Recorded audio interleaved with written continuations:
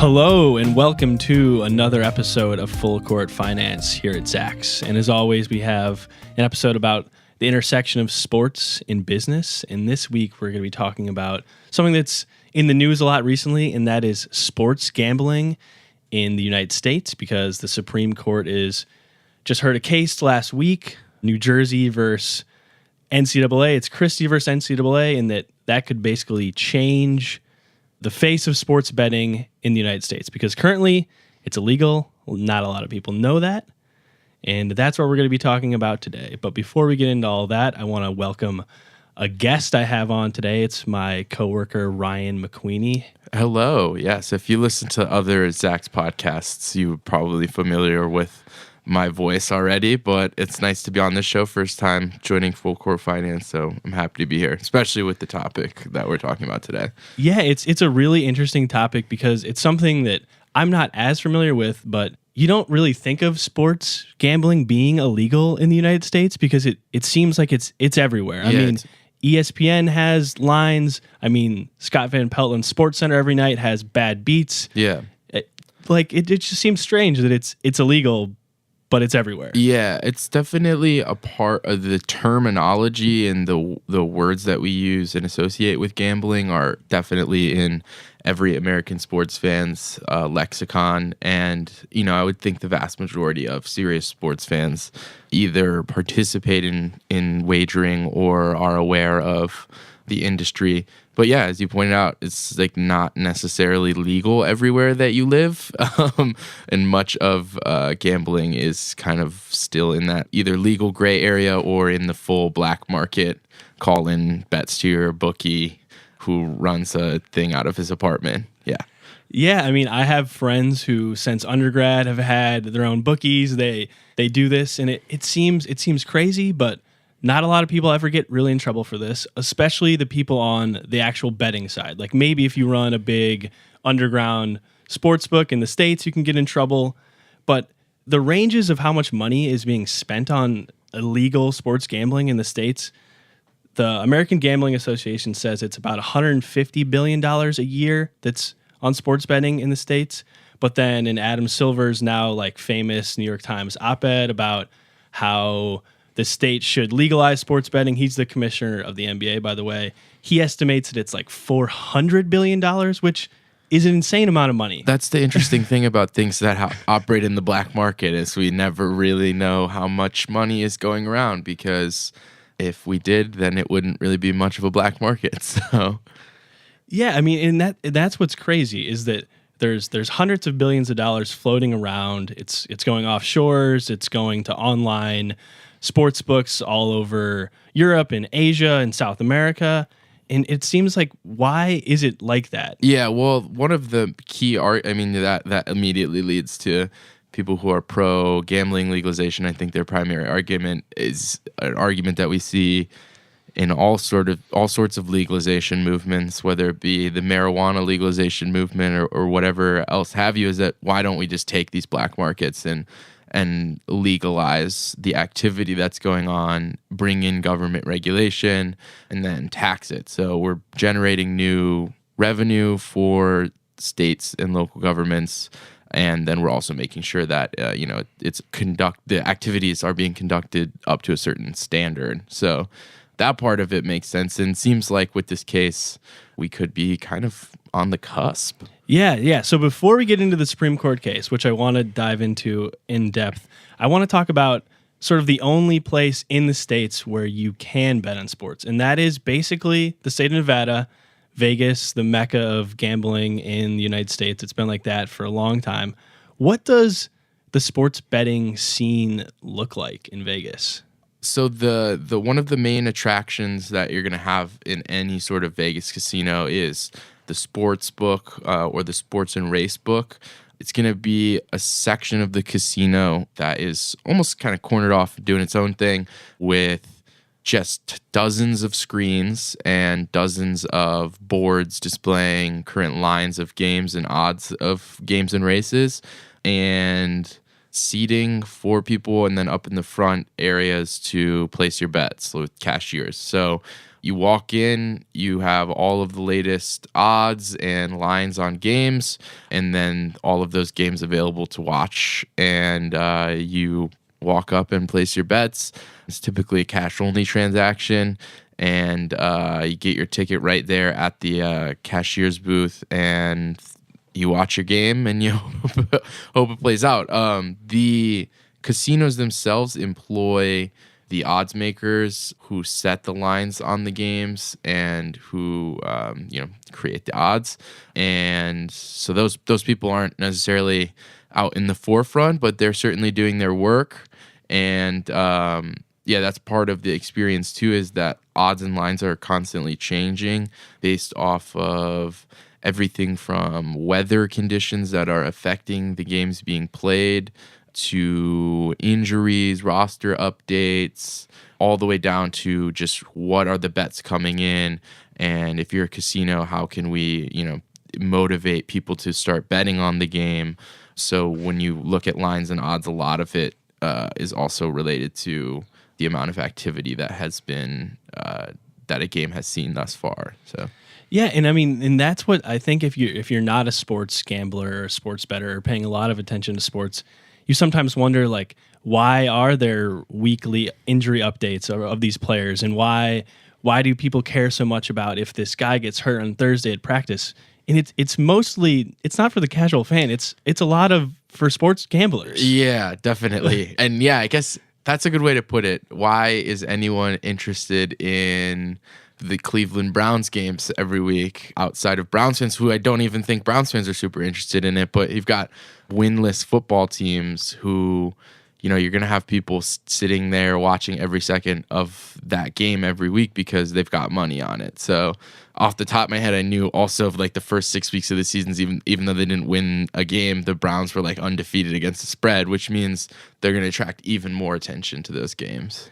Yeah, and that makes a lot of sense, and that's why it sometimes seems hypocritical of Roger Goodell, the commissioner of the NFL, to be so relatively at this point anti-sports betting, when he must know that gambling and fantasy sports is driving a majority of the business of the NFL on a weekly basis, Sure. especially when, like you said, the Browns are terrible. Half the league has no shot from opening at this point, like the opening of the season. Often, like at this point, like only half of the teams are really in the playoff mix exactly. in the NFL. But yeah, to touch on that point specifically, first of all, I got to get a jab in here. Roger Goodell being a hypocrite about something isn't exactly breaking news alert, but the side that you have to see from a guy like that, who is employed by the owners of the league, and that's really who he works for and who he's responsible to hold the best interests of. The owners of the teams aren't necessarily benefiting from sports gambling at all. In fact, to them, they're probably a little bit annoyed with the fact that there's this industry related to their product that they're not benefiting from. If I know anything about rich men who own sports teams, it's that they care a lot about their money. So yeah, on that side of things, where is the cut? Where is the benefit to the NFL? Where is their cut coming from? And then the other side of things too is that gambling in America especially is still viewed as a sin. And so you have this whole aspect of it where conservative, traditional family values, especially American traditional conservative values, the gambling is frowned upon. And so it's one thing to be okay with legalized gambling, and it's another thing if you're the face of the NFL to come out and be a staunch supporter of getting regulation changed, because then you're basically co-signing gambling as an activity, which there are so many family fans that are just young families and they have kids and they don't want to be supporting a league that is very publicly pro gambling. And that's also a simple truth. No matter how you break it down, there's just a lot of people who think of gambling as an immoral activity. Yeah, it comes to that phrase of it's just moral decay, and if we have legalized sports gambling, it'll just create more so-called degenerate gamblers who are spending money they don't have on games they know nothing about every night of the week, and that could be bad. Who knows? Maybe if this New Jersey case passes or if they win, it could create this sort of downward spiral of just a crazy amount of gambling in the United States. And that brings us, though, sorry go ahead, to interrupt. no. That brings us now to the actual case itself. Okay. So Good. on Monday, We should get the legal basics out of exactly. there. So on Monday, December 4th, the U.S. Supreme Court heard oral arguments on Christie versus the National Collegiate Athletic Association. So that's the NCAA. A ruling on the case is expected to determine the constitutionality of the Professional and Amateur Sports Protection Act of 1992. So that's PASPA. You're probably going to hear that a lot in the next couple of months before the verdict comes down. That's PASPA. That was an act in 1992 that basically prohibits sports betting outside of Nevada and a handful of other places. But those states are mostly, I think it's just like horse betting that you can do. So there's basically since 1992, you haven't been able to technically gamble on any sports in America. New Jersey's been upset about that. Atlantic City, they say, has been hurt by that. And since 2012, they've poured millions of dollars into trying to fight this case. They've gotten overruled at all of the lower courts, and now the Supreme Court has finally decided to take this case. So they need 4 out of the 9 judges to decide to take a case. They only take about 1% of cases a year. So people are starting to think like they must be taking this case for some reason. And maybe they're taking it for this moral higher ground, and we're going to say now there's definitely no gambling at all in the United States. We're going to come down hard in New Jersey here. But that's not what a lot of people are thinking. Most people are thinking, legal experts, everyone, that they're probably going to rule in New Jersey's favor. Serious chance that this ends up with a basic reversal of the PASPA law that you mentioned. And I want to note also before we move on from the cases that it's Christie versus the NCAA, and we've mentioned that New Jersey is a big factor here. We're talking about outgoing New Jersey Governor Chris Christie. So yes, that's correct. It might be a familiar name to some of you. Chris Christie, the infamous New Jersey governor, he, on behalf of his state, really brought this case in an attempt to overturn the PASPA law. And as you mentioned, it's big for New Jersey because Atlantic City is probably Vegas Junior in the United States. There's a couple other gambling hotspots here and there in Mississippi and other places, but Atlantic City, I would say, is like the second largest gambling hub. And kind of basing off the idea that sports gambling would add kind of another layer of activity there. Yeah, and it's going to be Chris Christie's last sort of big hurrah as New Jersey governor.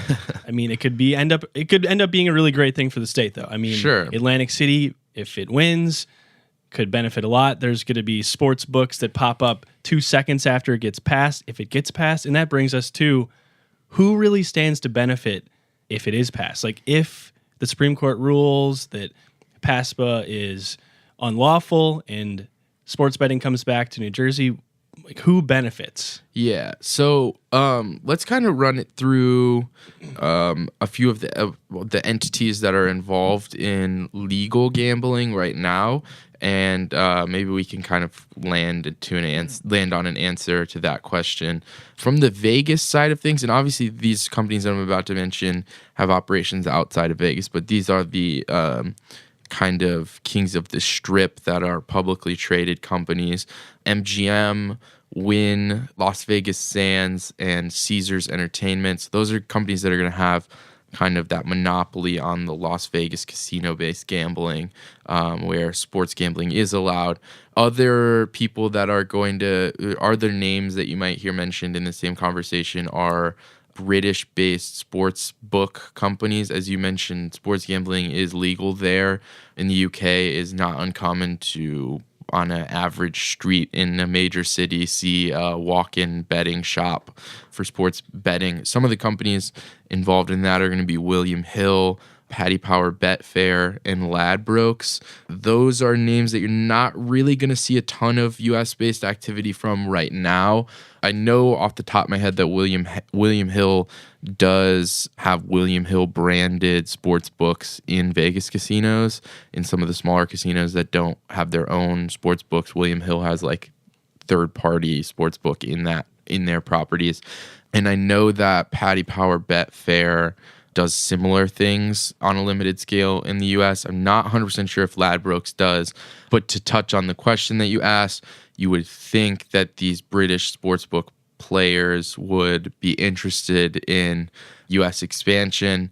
Typically, these people phrase it in a way of always interested in expanding as regulatory environments change. And you would think they have the resources and expertise to expand into the United States relatively quickly. Other people at play would be companies like Churchill Downs, which is a name we'll recognize because it's a pretty noteworthy horse racing track. But the company itself operates as a publicly traded entity that not only owns the horse track, but also several off-track betting facilities throughout the United States, as well as an online betting platform. So a company like that is definitely going to be interested in expanding its off-track betting facilities into full-on sports books. And then the other people that stand to benefit are going to be your kind of local casino players, like in Atlantic City, who are going to be able to add the sports book to their facilities. If I had to make a guess, though, I would think the aforementioned casino giants, the MGM, Wynn, Las Vegas Sands, Caesars, would be willing to and interested in relatively quickly establishing their own sportsbook facilities in other states outside of Nevada. And again, something that makes sense based on what they're already doing, and something that you would think that these companies have the cash to pull off relatively quickly. Yeah, I mean, that makes a lot of sense. Like going off of the example like you brought up about the UK and how it's legal there, I mean, it's sort of how the United States could model their statewide sports betting. I mean, since the early 60s, it's been completely legal in the United Kingdom to bet on sports. At this point now, I was looking at this last night. I was going through all of the 20 English Premier League teams, and I think I counted that 9 out of the 20 teams in one of the biggest soccer leagues in the world are now currently, their jersey sponsor is an online betting company. Mm-hmm. And this is the biggest league in the world. Yeah. Imagine if an NFL team just had Doth Bet across their jersey. I mean, that's how ingrained it is in their culture. And I can't say that it has no negative effects, but it's there. It's completely legal. And that is what a lot of people in the States are hoping happens eventually here. That also then brings me to a question of like, what are some of the concerns on the sports league side? Like, why would Major League Baseball be worried? Why would the NBA be worried? Like, are they worried about match fixing? Because it kind of seems like you have that in low-level tennis. Like, it's been a problem where a guy who's ranked 600th in the world, who's actually probably losing money every year because he has to pay for all of his travel, can have a guy approach him and say, hey, you lose the first set, we'll give you this. You double fault here, we'll give you that. Like, that's been a problem in tennis, but it would be really hard for an NBA player who's making $5 million a year to then somehow want to like shave points. Because if you got caught, the repercussions would be so not worth it. And like at this point, I mean, like if that was going to happen, it would already be happening because these big wig guys who are running this illegal, basically $100 billion a year industry would be the ones who have the influence, not like the casual sports bettor. Yeah. So that type of activity is obviously would remain illegal. So intentionally fixing games would be something that would be you would be held accountable to regulatory standards, which is kind of an argument again for legalization, is that having more regulatory bodies in would be able to govern those types of things a little bit better. But I would say the first counter argument that pops up from what you just said is that it likely is happening on a wider scale than we're aware of now. And we can confirm that it has happened in several noteworthy instances in the past. The NBA, probably most recently, within the, I don't know if it seems like it was more than 10 years ago now, but had a very public scandal with a referee coming out and saying, I was gambling on sports. I was gambling on games I was refereeing. Other referees were in on it too. We were fixing things, calling fouls here and there. Here's everything I know about it. He went to jail. There was sentences. As Tim Donaghy or something like yeah, that. something like that, which I think shows how long ago it was that we can't remember the name. But and even going back to the early 1900s, the MLB had a very notable match fixing scandal with the Black Sox. Names like Pete Rose are still talked about with simply not because of his greatness in baseball, but because he may or may not have gambled on baseball while he was playing. So these things do come up, and I think that a lot of people who would be against legalization of sports gambling would say that one of their top concerns would be bringing more attention to gambling would increase the likelihood that we would see match fixing issues. Because it can be as simple. I mean, you can live bet these games, and you can live bet free throws. You can live bet who's going to score first, or and if you're an irrelevant basketball team, if you're like if they start putting lines on like D-League basketball games, and you're making $50,000 a year, and you get approached by an operation that wants to just live bet who's scoring first, that is an issue. And as you pointed out, in tennis has been an issue on the low levels, and that's probably where it would be a problem, is irrelevant games and lower leagues or less paid attention to leagues, where we know less about it, so the outcomes are a lot less obvious to us, and potential fixing is a lot less obvious. Yeah, I mean, I guess it would be harder for the Golden State Warriors in the first game of the NBA Finals to somehow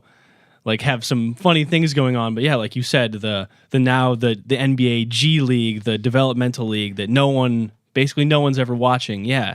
Those are easy things that maybe no one would notice if you just keep passing the same guy the ball until you score the first basket, something like that. This probably shows a little bit too much of my own personal opinion on the situation, but I think that concern is, I think you touched on it too, which is like that's something we're gonna have to be concerned about regardless of whether it's legalized. And I would hope that bringing more regulatory attention to the two sports would mean that we'd actually weed some of that out if it does exist.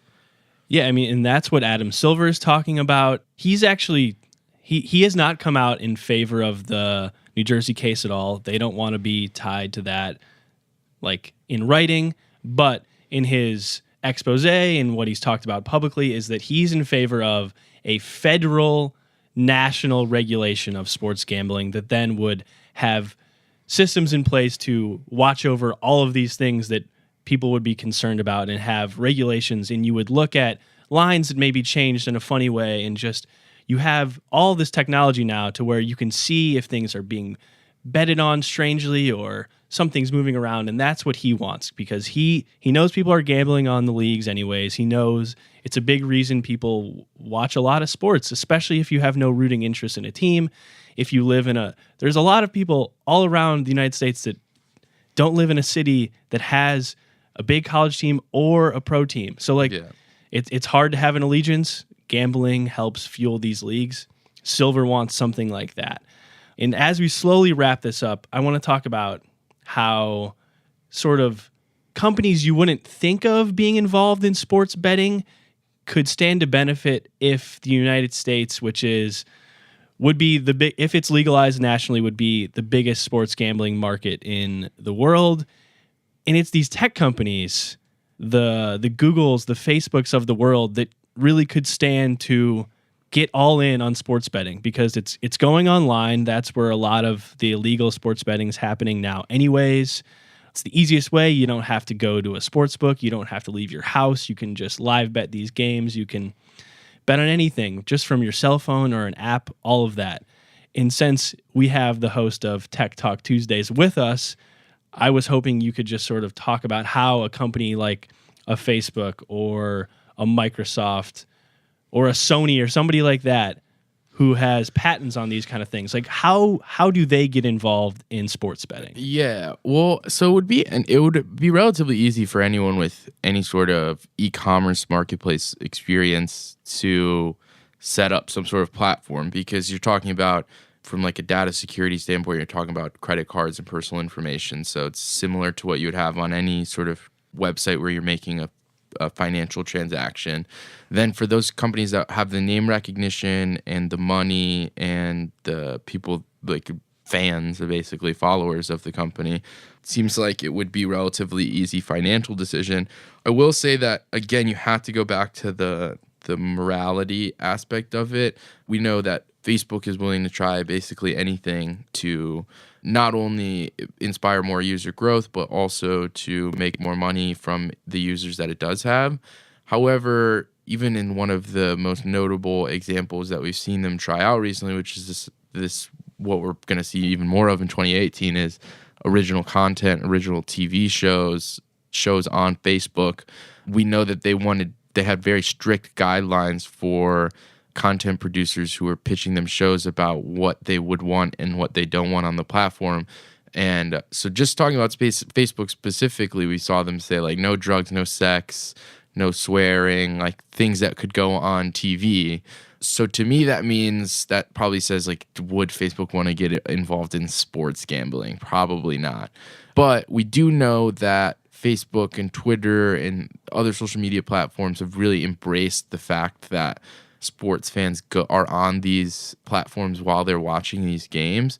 And, could, the legalization of sports gambling add another element to that? It certainly adds more to the conversation when you're watching a regular game. So I don't necessarily know how it would play out. I would say from day one of legality, you should expect a plethora of options on your desktops, on your mobile phones. You are going to see plenty, as soon as, and we're going to get the verdict in a few months, and then I'm sure it'll be a feeling out process for when a sports gambling website could go live with all the regulations that have to fall into place as well. But as soon as that first day of availability happens, expect a lot of different brands and a lot of different options on your phones and your webs and your laptops and whatever. How many of those will be from big name tech companies? I have no idea. But I would say, the William Hill, Ladbrokes, Paddy Power, people that are sponsoring shirts on soccer teams in England, like those are names that are going to become much more familiar to American sports fans as soon as this type of thing goes through. Yeah, I mean, if this goes through, you could start having startups. Like you could have betting online app startups that get big. I mean, the future is online. You have like MGM knows that the future of sports betting outside of Vegas, unless you're in these casinos, it's all online anyways. I mean, everything's going online, so that's where it's going to be. These platforms that already have a big user base, you could spin something off and just have a solely sports gambling app that isn't affiliated with you necessarily, but you own it, something like that. That's where I would see it going relatively quickly. I mean, if you have the user base, if you have all of this information, especially if you already have their credit cards or their bank accounts linked, the user already knows it's secure on their end. Say something like a Venmo or something like it is. Or theoretically, it's well. Now it seems like nothing is safe from hacking, but that's kind of where it's going in general. It's going online, and it's probably in the next 5 or 10 years going to be legally online throughout the United States. That's where it seems like this case is going. Well, I think this topic too brings up a really important point of, and you mentioned you're going to see startups pop out of the woodwork of online apps and whatnot that you can gamble on. That would be my big question for the tech industry is, what is the revolutionary technology? What is the industry shaking technology? And we've had such a trend of these traditional industries be rattled by really revolutionary, game-changing technologies over the past few years. What can we do to the sports gambling industry to make it more user-friendly or more interesting or more engaging? And when will that idea crop up once it is legalized? Because, of course, you're not going to see a ton of innovation in an industry that's operating in a weird legal gray area. But as soon as there's legality, regulation, and then money pouring in, you're going to see a lot of new, interesting things happen from the technology side of things. So that'll be interesting to watch for sure. Yeah, and there's already companies that are not based in the United States that are affiliated with even the big professional leagues in the States. The NFL, the NBA, the NHL have separate deals with Sports Radar, and they're not a betting company per se. They provide metrics and data analytics and player analytics and all of the numbers that anyone would ever want to know about any sports and player activity and scoring and all of that. It's a Switzerland-based company. They also own Bet Radar, and they play a big role in providing the information that these betting companies then use. So those are kind of companies that could then start popping up in the States. Major League Baseball has a partnership with Genius Sports that sort of does that same kind of thing, and that's a London-based company that gives a lot of the gamblers information to how they're. That's how a lot of the lines are created, basically. How they seemingly know sort of what the score is going to be without, like, you're thinking, how do these guys know this? Like, how? Because they know every single minute piece of data you could possibly want to know about all of the things that are always happening every game. You would think legalization would only make that part of it even more efficient. So, yeah, and which would just encourage more and more betting, because if you get the lines tighter and tighter and tighter, and just you never know every time. And I think we've sort of talked about all we can at this point before the verdict's handed down. It's expected to come around sometime spring 2018, and like I mentioned before, it seems like momentum is heading in New Jersey's direction in this case, that most legal experts think the Supreme Court's going to rule in their favor and that sports betting will go statewide in New Jersey. As soon as the verdict's handed down, you have the CEO of the American Gaming Association basically coming out right after oral arguments on December 4th saying, basically, this is a done deal. Like, this is going to pass. This is going to be awesome. This is going to set up just more states to start doing this. You have states like Connecticut and I think it's Mississippi and other states, like, they're going to line up right after this is done to start doing this. Important thing to note too is if the law gets overturned, it'll then be up to the states to legalize on a case-by-case basis, and it'll be a state-by-state regulated thing where everyone will have their own gaming commissions, and so that part of it could take time to play out. So it's not like we're going to get the ruling in the spring and the next day it'll be gambling everywhere. Yeah. You don't have to worry about that. Yeah, because it's like you said, it's going to be a case-by-case basis. They're basically, the Supreme Court's going to rule and say that this law that mandated states not to have it is illegal, and then you, specific state X, you get to decide what you want to do. Yeah. So it's not going to be all 50 states all at once. There's definitely going to be holdouts. There might be holdouts forever. There might be states that never pass sports gambling laws whatsoever.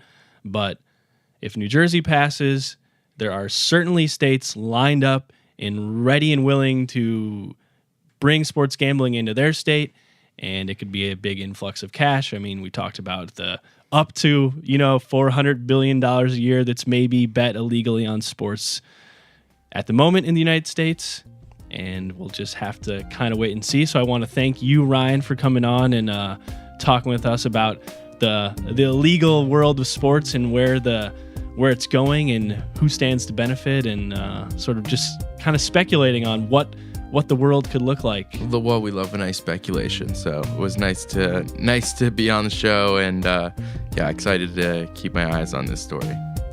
For sure, and that does it for another episode of Full Court Finance. Until next time, I'm your host, Ben Rains, and remember, if you have any questions, please feel free to shoot us an email over at podcast@zacks.com.